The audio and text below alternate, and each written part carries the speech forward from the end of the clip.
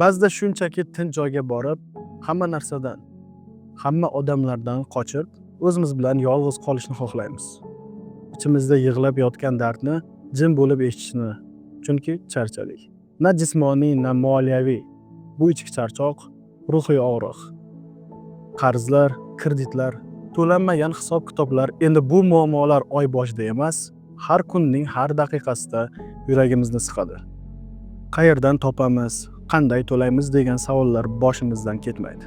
Har bir qo'ng'iroq yurakni bezovta qiladi. Yana bir ogohlantirish bo'lishi mumkin deb qo'rqamiz. Do'konga kirganimizda narxlarga qarab emas, cho'ntakdagi pullarga qaraymiz. O'zimizni emas, farzandlarimizni o'ylaymiz. Ular och qolmasin, ular o'qisin, kiyinsin deymiz. Ularga hamma narsani berib o'zimizni butunlay unutib qo'yganmiz go'yo. Ba'zida butun mehrimizni boshqalarga beramiz.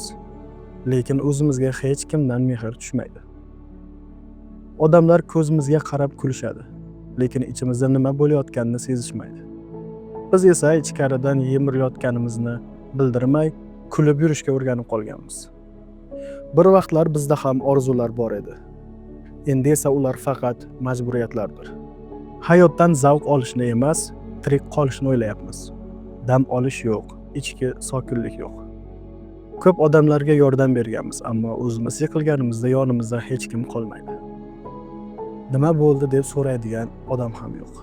Kechalarini og'riq fikrlar bilan, tonglarini og'ir nafas bilan kutib olamiz. Uy jim, lekin tinchlik emas. Bu ichki bo'shliq. Yillar o'tib yonimizda odamlar bo'lsa ham, yuragimizda yolg'izlik chuqurlashib borayotgandek go'yo. Hech kim dardimizni so'ramasligi bu oddiy befarqlik emas. Bu mehrsizlik dunyo belgisi.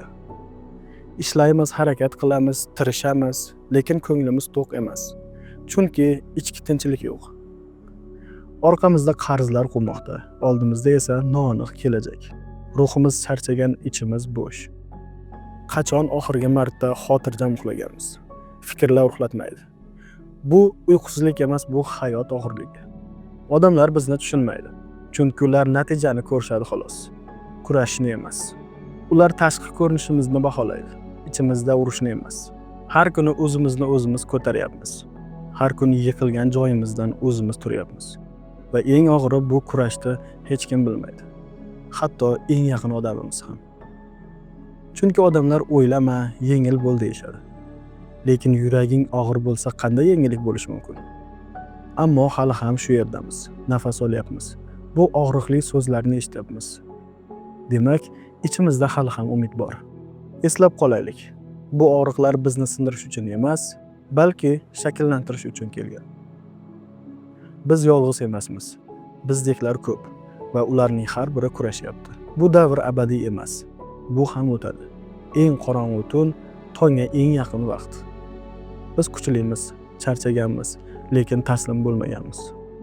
Yuryapmiz, nafas olyapmiz, kurashyapmiz va eng muhimi, hali ham umid qilyapmiz. Shunchaki yashamaylik, yashab ko'raylik. Va unutmang, dunyo bizni unutayotgandek bo'lsa ham, Yaratgan bizni ko'ryapti. Bizning sukunatimiz uning qulog'iga eng baland ovoz sifatida yetib boryapti.